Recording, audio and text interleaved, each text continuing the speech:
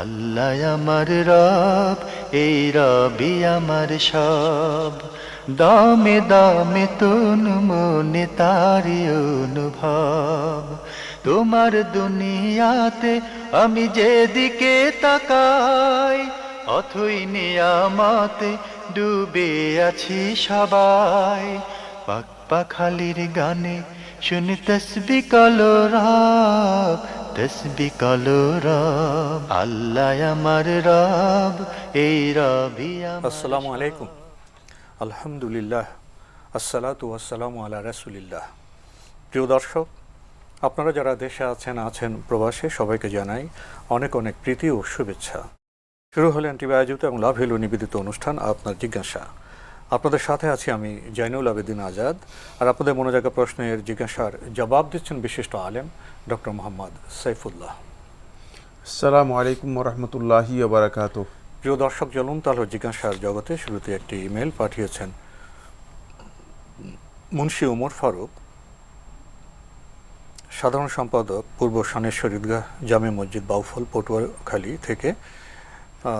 বেশ কয়েকটি প্রশ্ন করেছেন। প্রথম প্রশ্ন, মুসলমান ও অমুসলিম একসাথে থাকা অবস্থায় কিভাবে সালাম দিব? মানে কোথাও যদি মুসলমান এবং অমুসলিম মানে একই একসাথে জায়গায় আছে, কীভাবে সালাম দিবেন? এখানে সালাম দেওয়ার দুটি পদ্ধতি রয়েছে। আসসালামু আলাইকুম রহমতুল্লাহ এটাও বলতে পারেন, অথবা আসসালামু আলা মান ইত্তাবা আল হুদা এটাও বলতে পারেন, দুইটাই জায়েজ। জি। আরও লিখেছেন, মুসলিম কি অমুসলিম না বুঝলে কিভাবে সালাম দেব? মুসলিম অমুসলিম যদি না বুঝেন, যদি সালাম দেওয়ার প্রয়োজন মনে হয় সালাম দিবেন, আসসালামু আলাইকুম রহমতুল্লাহ। এতে সালাম দিতে গুনাহ নেই। কারণ কোনো ব্যক্তিকে যদি অমুসলিম হলেও তাকে সালাম দেওয়া হয় তাকে, তাহলে আপনি সালামের যে সওয়াব রয়েছে সেটা পেয়ে যাবেন। কিন্তু মানে রাসূলুল্লাহ সাল্লাল্লাহু আলাইহি ওয়াসাল্লাম এটা হক হিসেবে মুসলিমদেরকে দিতে বলেছেন। আর এমনি তাহিয়া হিসেবে মুসলিম অমুসলিম সবাই মানে সালামের ইয়ে রাখে, এটা মানে সালাম পাওয়ার যোগ্যতা রাখে। অমুসলিমদেরকে সালাম দেওয়া নিয়ে আলেমদের ইখতিলাফ রয়েছে, কিন্তু বিশুদ্ধ বক্তব্য হচ্ছে অমুসলিমকে সালাম দেওয়া জায়েজ। কল্যাণ কামনা করা। জি, যেহেতু অমুসলিম ব্যক্তির জন্য আপনি যে শান্তির দোয়া করতে পারেন, হেদায়েতের দোয়া করতে পারেন। হিদায়াতের দোয়া করতে পারেন, তবে এটা দোয়া হবে না অমুসলিমদের জন্য। কেন? কারণ হচ্ছে মানে অমুসলিম ব্যক্তি তো আল্লাহ তাআলার কাছে তার মানে সে অবস্থান নেই। এটা শুধু একটা সম্ভাষণ হবে। কিন্তু সেটা আপনার জন্য দোয়া হয়ে যাবে, আপনার জন্য দোয়া হয়ে যাবে, যেহেতু আপনি সালাম দেওয়ার কারণে আপনি এর যে সওয়াব রয়েছে সেই সওয়াবটুকু পেয়ে যাবেন। আর ইসলামী শরীয়ত এর মাধ্যমে মূলত উদারতা এবং ইসলামের যে ভালোবাসা এবং সৌন্দর্য রয়েছে সেটাকে বহিঃপ্রকাশ করেছে। জি, একটা সুন্দর সম্ভাষণ। সবশেষে আপনি লিখেছেন, রাস্তায় বা অফিসে মহিলাদের চেহারা দিকে না তাকিয়ে সালাম বিনিময় করা যাবে কি? মহিলাদের সালাম, পুরুষরা অপরিচিত মহিলাদের সালাম না দেওয়াটাই বিশুদ্ধ বক্তব্য এবং এটাই শুদ্ধ কথা। কারণ হচ্ছে এখানে কোনো না কোনো কারণে ফিতনার কারণ হতে পারে, মানে ভুল বুঝাবুঝি তৈরি হতে পারে। পরিচিত হলে দেওয়া যাবে। পরিচিত হলে তাদেরকে সালাম দিতে পারবেন, কিন্তু অপরিচিত হলে তাদেরকে এভাবে সালাম না দেওয়াই উত্তম। কিন্তু যদি কোনো মহিলা সালাম দেয় অথবা কোনো মহিলাকে সালাম দেন, তাহলে সালামের উত্তর দিতে হবে। জি, জানলাম আপনার বিষয়টি সম্পর্কে। প্রিয় দর্শক, সবশেষে লিখেছেন, আমি চাই পূর্ব শানেশ্বর ঈদগাহ জামিয়া মসজিদে মক্তবের ব্যবস্থা চালু করতে, যাতে করে এলাকার ছোট ছোট শিশুদের ছোটবেলা থেকে কোরআন শিক্ষা দেওয়া যায়। এটা কি মসজিদের আদব রক্ষা মেনে মসজিদে করা ঠিক হবে? না, জায়েজ নয়। মসজিদে করতে পারবেন যদি আপনি মসজিদে এ ধরনের কোরআন শিক্ষার ব্যবস্থা করেন, মসজিদে আদব রক্ষা করে, তাহলে মসজিদে করতে পারবেন। তবে সলাতের সময় নয়, অন্য সময় করতে হবে। এখানে সময়ের ব্যবস্থাপনা থাকতে হবে। সলাত অবশ্যই মানে সলাতের সময় যেন মুসল্লিদের ডিস্টার্ব না হয় সেই বিষয়টি খেয়াল রাখতে হবে। জি, একটি সুন্দর ব্যবস্থাপনা থাকতে হবে। প্রিয় দর্শক, আমাদের হাতে আরও একটি ইমেল। এই মেলটি পাঠিয়েছেন আফসানা মিম। লিখেছেন, জাকাত বিষয়ে আমার এই প্রশ্নের উত্তর দিলে খুবই উপকৃত হব। লিখেছেন, আমার বোন আমাকে অর্থ দিয়েছিল একটি ব্যবসায় বিনিয়োগ করার জন্য 1 বছর 2 মাস পূর্বে, কিন্তু আমার বোন এটা ক্লিয়ার করেনি যে আমাকে মালিক বানিয়ে দিয়েছে কি দেয়নি। আমি সেই 2 লক্ষ টাকা ব্যবসায় বিনিয়োগ করি। বিনিয়োগ করার পরে আমি 2 লক্ষ টাকা আরেকজনের কাছ থেকে ধার নিই এবং তাকে বলি 1 মাসের মধ্যে তার টাকা চুকিয়ে দেব। আমি আমার বিনিয়োগের টাকা তুলে ওই ব্যক্তিকে টাকা পরিশোধ করে দেই, কিন্তু আমার কাছে এই টাকা থাকে 1 বছর পূর্ণ। 1 বছরের মধ্যে আমার বোন আমার কাছে কয়েকবারই রাগের সময় টাকা ফেরত চায়। এমতো অবস্থায় আমার কি জাকাত দিতে হবে এই টাকার উপর? আপনার বোনের সাথে সে সম্পৃক্ত বিষয় না।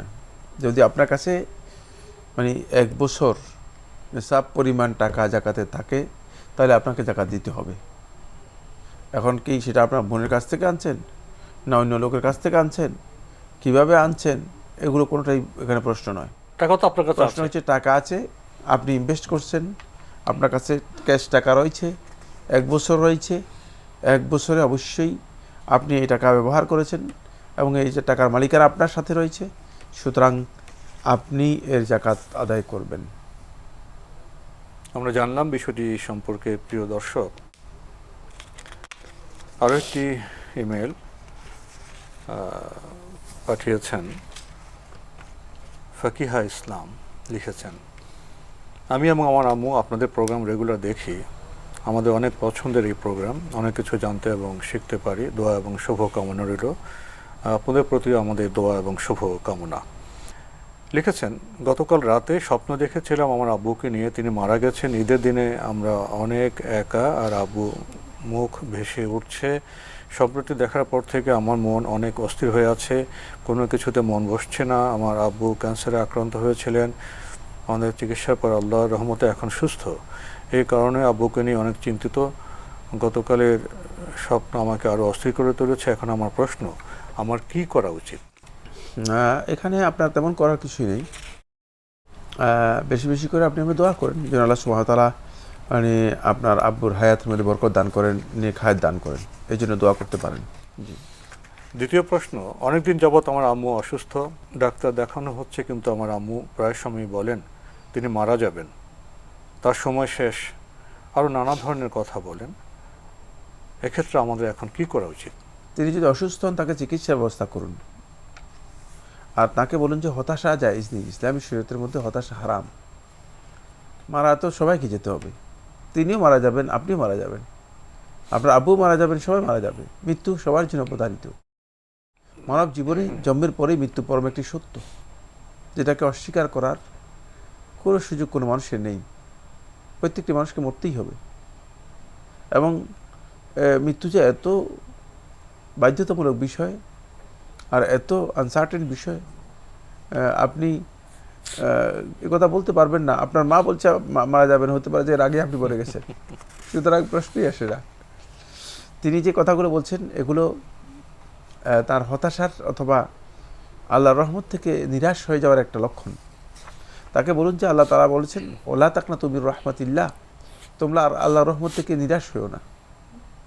আল্লাহর রহমত থেকে হতাশ নিরাশ না হয়ে বরং আল্লাহ তাআলার কাছে চাইবে, দোয়া করবে যে আল্লাহ আপনি আমাকে নেক হায়াত দান করুন, আপনি আমাকে উত্তম হায়াত দান করুন এবং আমার হায়াতের মধ্যে বরকত দান করুন, আমাকে ভালো কাজ করার তৌফিক দান করুন। তিনি যখনই বলবেন যে আমি মরে যাব, তখন তাকে বলবেন যে আপনি ভালো কাজ করার চেষ্টা করেন, আপনি আল্লাহ তাআলার কাছে প্রত্যাবর্তন করেন, তওবা করেন, বেশি বেশি করে তওবা এবং ইস্তেগফার করেন। অবশ্যই আল্লাহ সুবহানাহু ওয়া তাআলা আপনাকে সাহায্য করবেন। কিন্তু মানে এই কথাগুলো যেগুলো বলছেন সেগুলো শুদ্ধ নয়, সঠিক নয়, এবং সেগুলো নীতিগত দিক থেকে অথবা আকীদাগত দিক থেকে একটা বিচ্যুতির দিকে ইঙ্গিত করে। এই বিষয়গুলো তাকে জানিয়ে দিবেন যে এগুলো হতাশার কথা, হতাশার কোনো বিষয় ইসলামের মধ্যে নেই। মারা যাবো এটা তো সবার জন্য সত্য, মারা যাবে, এখন সুস্থ থাকার চেষ্টা করেন। হ্যাঁ, তো অসুস্থ ব্যক্তি তিনি সবসময় মারা যাবো এই কথা বলাটাও তার একটা মানে ভালো লক্ষণ, এটা মানসিক ব্যাধির মতো হয়ে যায়। তো এই জন্য তাকে এই বিষয়গুলো বোঝানোর জন্য চেষ্টা করবেন। তাকে কিছুটা সান্ত্বনা দেওয়া যায় যে এই ধরনের কথাও বলতে পারেন।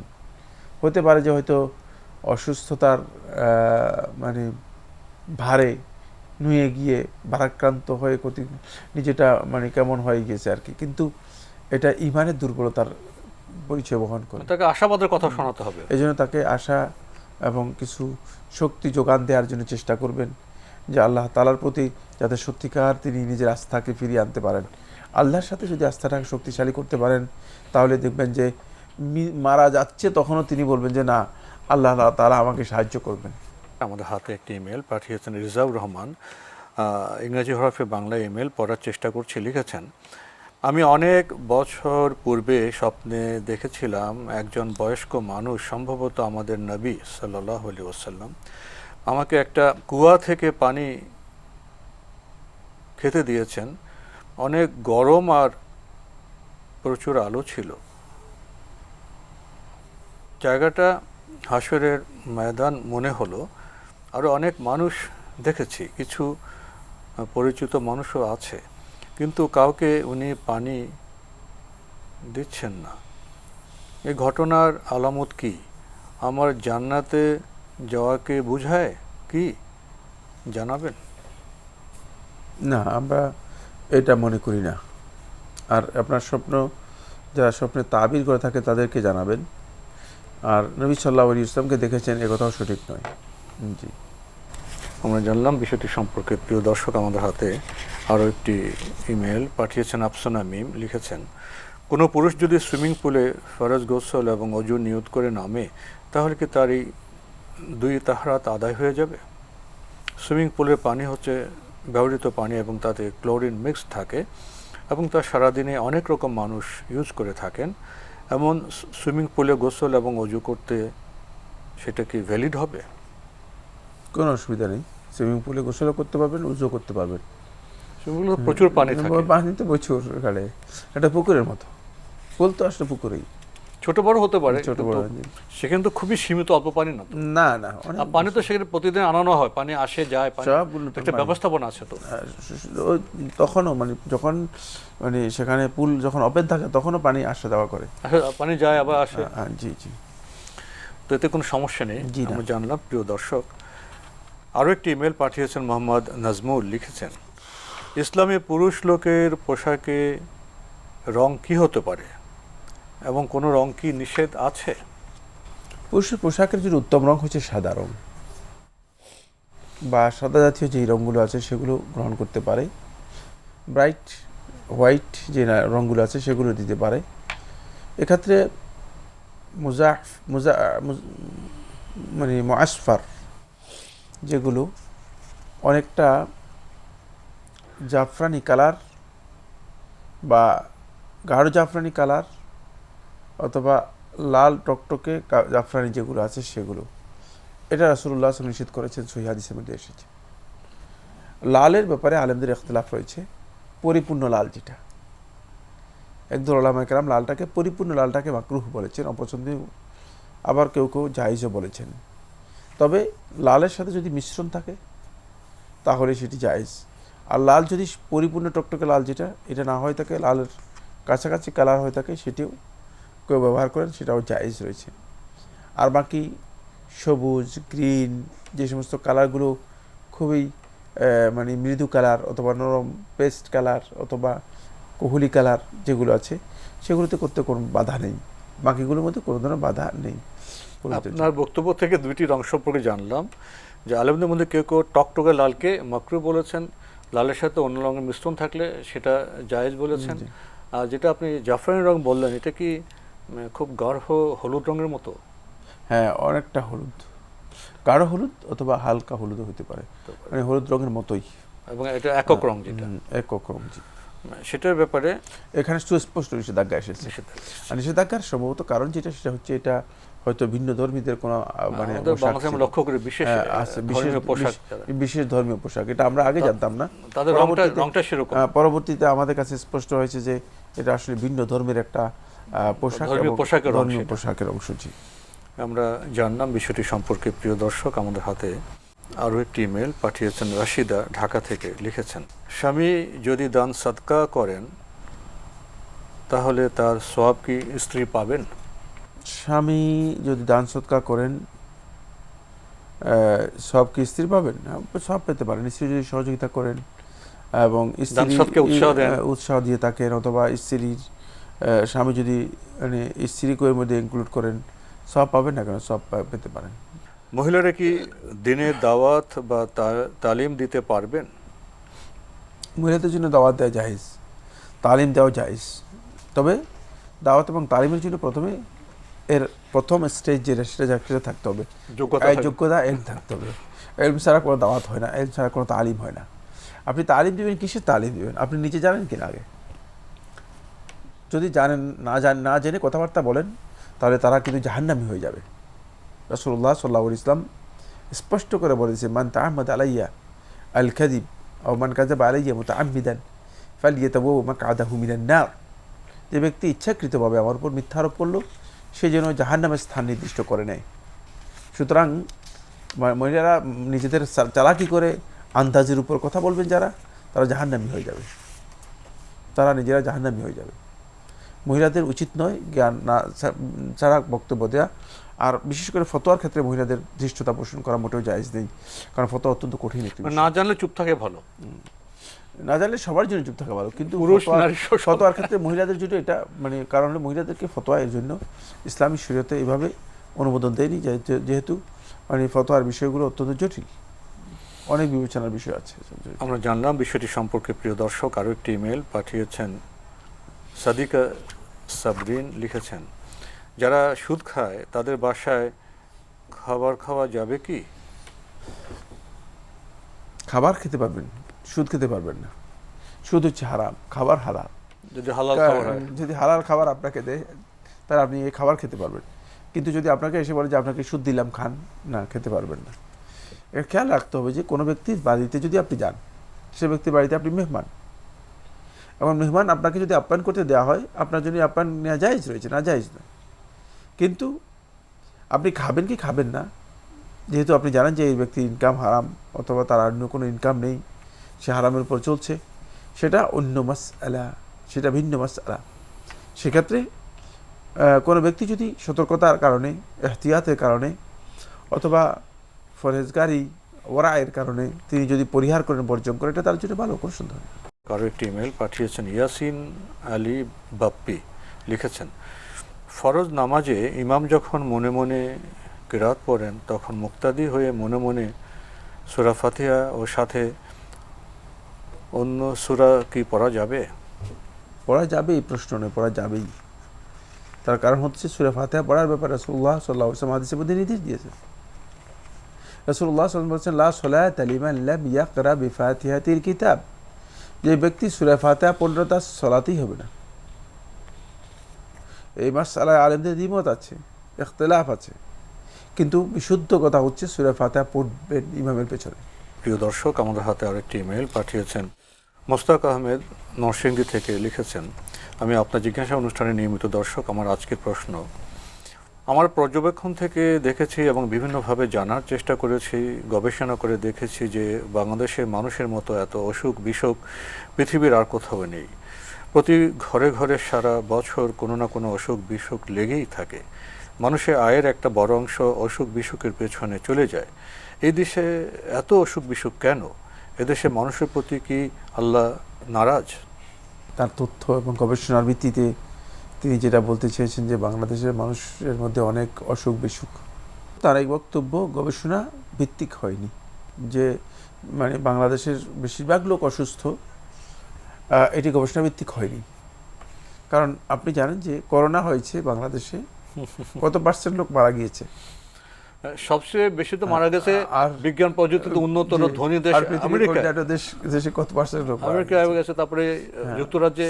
তা আপনি অনেক গবেষণা করেছেন, হয়তো ওই গবেষণাটা আপনার নিজের পরিবার অথবা আশেপাশের পরিবারের গবেষণা, হয়তো অসম্পূর্ণ একটা গবেষণা, একটা অপরিপূর্ণ গবেষণা, এই কারণেই গবেষণার মধ্যে ভুল আছে।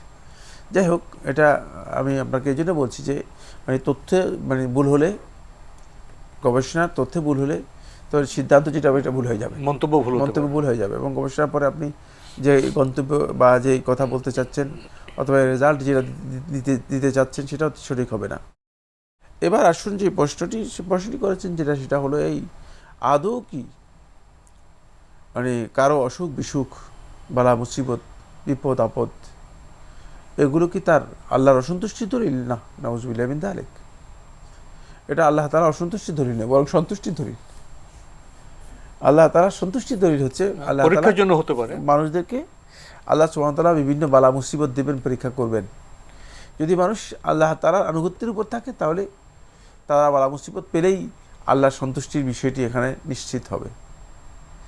সুতরাং আপনি যেই কনক্লুশন এবং যে জিনিসটা যেভাবে তৈরি করতে চেয়েছেন সেটা এখানে এভাবে প্রযোজ্য হচ্ছে না। আল্লাহ সুবহানাহু ওয়া তাআলা মানুষকে দুই প্রকারের ফিতনা দেন। একটা হচ্ছে ফিতনাতুর রাজুলি ফি দীনিহি, মানুষের ফিতনা, একজন ব্যক্তির ফিতনা তার দ্বীনের ব্যাপারে, এটা যদি কেউ কাউকে দেন তাহলে তার উপর আল্লাহর অসন্তুষ্টি। কারণ দ্বীনের ব্যাপারে যদি কোনো ব্যক্তি ফিতনার মধ্যে পড়ে যায়, এটি ভয়ঙ্কর, এটা তাকে জাহান্নাম পর্যন্ত পৌঁছে দিতে পারে। আপন ধর্মের ব্যাপারে, দ্বীনের ব্যাপারে, দ্বীনের আকীদার মৌলিক বিষয়ে। আরেকটা হচ্ছে ফিতনাতুর রাজুলি ফি আহলিহি ওয়া মালিহি, কোনো ব্যক্তির ফিতনা তার পরিবার পরিজন এবং সম্পদের ক্ষেত্রে। এটা হচ্ছে আল্লাহ তাআলা বলছেন ওয়ালানাবলুওয়ান্নাকুম বিশাইইন মিনাল খাউফি ওয়াল জু'i ওয়া নাকসিন মিনাল আমওয়ালি ওয়াল আনফুসি ওয়াস সামারাত ওয়া বাশশিরিস সাবিরিন। এটা শুধুমাত্র ধৈর্যের জন্য বলে দিয়েছেন, এটা অতিরিক্ত কিচ্ছু না। একটু ভালো কাজ, একটু নেক আমল, সাদাকা, সালাত, সিয়াম, এর মাধ্যমে ফিতনা দূর হয়ে যায়। আর এই ফিতনা বান্দার গ্রেট মর্যাদাকে বৃদ্ধি করে, যদি ধৈর্য ধরতে পারে, হ্যাঁ ধৈর্য ধারণ করবে। অবশ্যই সাবিরিন মানে ইঙ্গিত দিচ্ছেন, এই কথাগুলো ফিতনার কথা বলে যে এগুলোর মাধ্যমে পরীক্ষা করবো, তারপর বলছে অবশ্যই সাবিরিন, তাহলে ধৈর্য ধরলেই সুসংবাদ, সুসংবাদ, তাহলে তার মর্যাদা উন্নীত হবে এবং গুনাহ মাফ হবে। সুসংবাদের কথা বলা হচ্ছে। সুতরাং সুসংবাদ পেয়ে যাবেন, ধৈর্যের মাধ্যমে সুসংবাদ পেয়ে যাবেন। সময় শেষ। তো এই জন্য আপনাকে এটা খেয়াল রাখতে হবে যে এই ধরনের পরীক্ষা যদি অসুখ বিসুখ কারো দেখা দেয়, সেটা কিন্তু আল্লাহ তাআলা অসন্তুষ্টি বা নারাজির কারণ নয়। আপনি হয়তো মনে করেছেন এটা নারাজির কারণ না, এটা নারাজির কারণ নয়, বরং এর মাধ্যমে আল্লাহ সুবহানাহু ওয়া তাআলা হয়তো মানুষের ছোটোখাটো যে সমস্ত ফিতনাগুলো আছে সেগুলো থেকে আল্লাহ রাব্বুল আলামিন তাদেরকে উত্তীর্ণ করে আল্লাহ তাআলা মর্যাদা দিবেন এবং সেই মর্যাদার মাধ্যমে তার গুনাহ খাতা এগুলো মুছে দেবেন। তো আজকে আমাদের এখানে শেষ করতে হচ্ছে। আপনাকে অনেক ধন্যবাদ। আপনাকে অনেক ধন্যবাদ। প্রিয় দর্শক, আমরা দেখছিলাম এনটিভি আয়োজিত এবং লাভ ভ্যালু নিবেদিত অনুষ্ঠান। আপনার জিজ্ঞাসা আমাদের অনুষ্ঠান আপনারা এনটিভি অনলাইনেও দেখতে পারবেন। ভিজিট করুন www.ntvbd.com। এছাড়া ইউটিউবে এবং আমাদের ভেরিফাইড ফেসবুক পেজে অনুষ্ঠান দেখতে পারবেন। অসুখ বিসুখ, অনেক মন্দ সময় এসে যায় জীবনে। অসুখ বিষয় বা মন্দ সময় আসা মানেই আল্লাহ আমার প্রতি বিরাগ হয়েছেন, অসন্তুষ্ট হয়েছেন, এমন বার্তা নয়। অন্য বার্তাও থাকতে পারে, পরীক্ষার বার্তা। অসুখ বিসুখের এই সময় যদি আমরা ধৈর্য ধরতে পারি আল্লাহর সন্তুষ্টির জন্য, তাহলে আল্লাহ আমাদের গুনাহ মাফ করবেন ইনশাআল্লাহ এবং আমাদের মর্যাদা উন্নীত করতে পারবেন। আজকের আলোচনায় এই বার্তা আমরা পেয়েছি। চিঠি লিখুন, প্রশ্ন পাঠান আমাদের ঠিকানায়। পরিচালক আপনার জিজ্ঞাসা, এনটিভি, বিএসসিসি ভবন, ৭ম তলা, ১০২ কাজী নজরুল ইসলাম অ্যাভিনিউ, কারওয়ান বাজার, ঢাকা ১২১৫। ইমেল অ্যাড্রেস আপনার জিজ্ঞাসা @ntvbd.com। মহান আল্লাহ আমাদের সবাইকে নিরাপদে রাখুন, রাখুন শান্তিতে। আসসালামু আলাইকুম। আল্লাহ আমার রব, এই রবি আমার সব, দামে দামে তুন মনে তারি অনুভব। আল্লাহ আমার রব, এই রবি আমার সব।